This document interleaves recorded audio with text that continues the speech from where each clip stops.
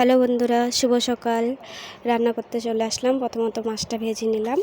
মাছটা ভাজা হয়ে গেছে, তারপরে আলু দিয়ে দিলাম। আলুটা ভাজা হয়ে গেছে, কড়াটা এখন গরম হয়ে গেছে।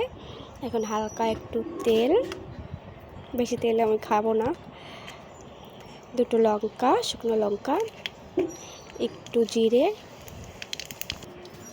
তারপর সব মশলাটা আগে থেকেই করে রেখেছিলাম। আদা, জিরে, রসুন, টমেটো, পেঁয়াজ। মশলাটা এখন কষানো শুরু করে দিয়েছি। পরিমাণ মতো লবণ, পরিমাণ মতো হলুদ,